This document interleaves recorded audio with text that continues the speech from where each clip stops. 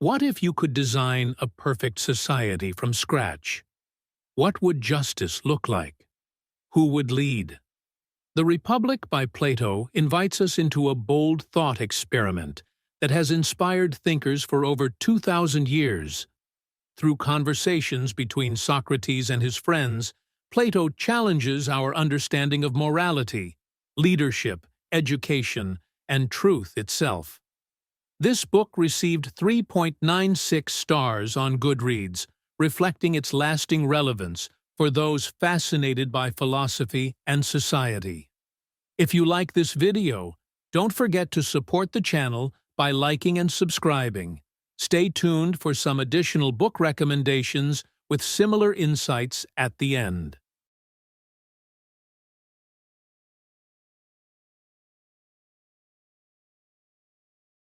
The Republic by Plato. Justice, harmony within and around us. Plato's central question is deceptively simple. What is justice? But the answer, it turns out, changes everything about how we live and lead. Justice in the individual. A soul in harmony. Plato sees the human soul as made up of three parts: reason, the thinker; spirit, the fighter; and appetite, the desirer. Justice is achieved when each part does its job and doesn't interfere with the others. Reason leads, spirit defends, and appetite obeys. A just person lives in internal balance, free from conflict. Just like a well-tuned orchestra, when the soul is in harmony, the result is peace, clarity, and a life lived on purpose. Justice in society, roles, and respect. A just society mirrors the just individual. Plato proposes a city made of three classes: rulers, wisdom; guardians, courage; and producers, desire. Justice emerges when each class performs its role without meddling in the others. The result isn't sameness, it's structured cooperation. Like parts of a machine working in sync, societal harmony depends on everyone fulfilling their purpose. Justice here isn't enforced by law alone. It's the natural result of a well-ordered system. Why justice is better than injustice. Many question whether being just is worth it, especially when injustice appears to bring more rewards. Plato answers with a resounding yes. A person who lives unjustly may gain power or wealth, but they suffer internally, tormented by chaos within. The just person, however, enjoys inner peace, confidence, and moral clarity. It's not just about how others see you, it's about how you feel when you look in the mirror. Justice requires education and discipline. Justice doesn't just happen. It requires cultivation. Both the individual and the city must be trained through education and habit to become just. Learning to control desires, think rationally, and act with courage is a lifelong discipline.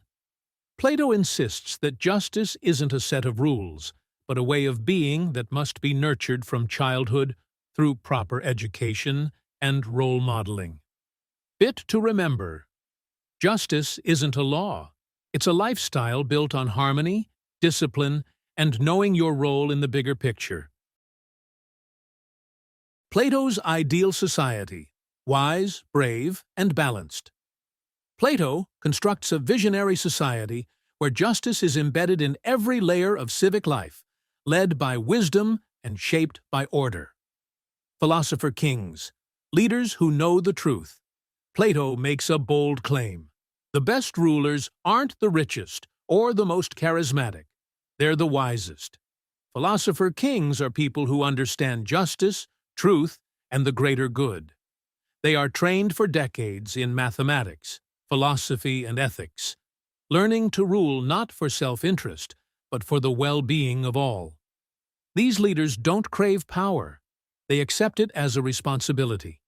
Imagine if our leaders were chosen for wisdom, not popularity. The three classes. Everyone plays a role. In Plato's ideal city, every person belongs to one of three classes, based on natural aptitude: rulers, guardians, or producers. Rulers govern, guardians protect, and producers sustain the economy. Social mobility exists, but only when someone demonstrates the character suited for another class. Each role is valued equally. The idea isn't hierarchy, it's specialization. Like organs in a body, each class contributes to the health of the whole. Guardians, protectors of order and virtue. Guardians are specially trained citizens who maintain law, order, and defense. Their education is strict. No wealth, no distractions, only discipline. They are taught to love their city more than themselves. Their courage is not just physical, but moral. They protect truth and stability. Think of them as philosophical warriors, fierce when necessary, but grounded in wisdom and justice. Producers, builders of society's foundation. The producers, farmers, merchants, artisans, make up the majority of the city and ensure it runs smoothly. Though they don't lead or fight, they are essential. Plato honors their work and insists they also live by virtue, guided by the leadership of the wiser classes. Their role isn't passive, it's foundational. A society can't thrive without people dedicated to creating, maintaining, and trading. Bit to remember. A just society thrives when wisdom rules, courage protects, and hard work sustains, all guided by shared virtue. Escaping the shadows, the allegory of the cave. Plato's most famous metaphor, the allegory of the cave, is a lesson about perception, ignorance, and the painful path to truth. Living in the cave. Mistaking illusions for reality. Plato imagines people chained inside a cave, watching shadows flicker on a wall, believing those shadows are reality. It's a powerful image of ignorance. We often accept superficial appearances as truth, whether it's biased media, shallow opinions, or cultural myths. The cave represents how easy it is to be deceived when we don't question what we see. The ascent. Truth is uncomfortable at first. Leaving the cave is painful. When someone escapes and sees the sunlight, truth and knowledge, it hurts their eyes. They stumble. They resist. But over time, their vision clears. This is Plato's message. Enlightenment is a struggle, but the clarity and wisdom it brings are worth the discomfort. It's a journey from darkness into light, from assumption to understanding. Returning to the cave. The burden of the wise. The enlightened person doesn't stay in the sunlight forever. They return to the cave to help others escape, only to be mocked or rejected. People prefer the comfort of illusions. Plato believed this was the fate of philosophers. They see the truth, but society resists them. It's a reminder that truth-telling is often lonely, but vitally important. The cave is everywhere today. Plato's cave is more than a metaphor, it's a warning. From social media echo chambers to rigid ideologies, we're still surrounded by shadows. Plato urges us to challenge, question, and seek truth, even when it's uncomfortable. Wisdom is not just for philosophers, it's for anyone brave enough to open their eyes. Bit to remember. Escaping illusion is hard, but the truth sets you free. And it's your duty to guide others out too. The good life is a life of virtue. Plato doesn't separate politics from morality. He believes personal virtue is the foundation of a good life and a good society. The virtuous life is the happy life. Plato argues that happiness isn't about pleasure or wealth. It's about living in accordance with virtue. A person who practices justice, courage, wisdom, and moderation experiences a deep, lasting sense of contentment. Like a well-built house that can weather storms, a virtuous soul is stable, resilient, and peaceful, even in hard times. Virtue is not natural. It's learned. People aren't born good. They become good through education, habit, and reflection. Plato believed that moral training should begin in childhood and continue throughout life. Stories, societies, and laws all shape our values. Like planting seeds in fertile soil, virtue grows when it's nurtured over time. The power of self-mastery. At the heart of virtue is self-control.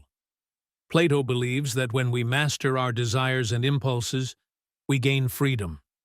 Not the freedom to do whatever we want, but the freedom to live wisely. It's like steering a ship. You can't control the sea, but you can control your direction. The city is a reflection of the soul. Just as a soul thrives through inner harmony, so too does a city. A society ruled by greed and passion will be unstable, while one governed by virtue will flourish. Plato teaches that if we want better communities, we must become better individuals. Justice isn't just political, it's deeply personal. Fit to remember. The good life isn't about getting more. It's about becoming more through courage, wisdom, and self-mastery. If you enjoyed this summary, check out these books. Meditations by Marcus Aurelius. On the Shortness of Life by Seneca. Justice, What's the Right Thing to Do by Michael Sandel. Beyond Good and Evil by Friedrich Nietzsche. 12 Rules for Life by Jordan Peterson.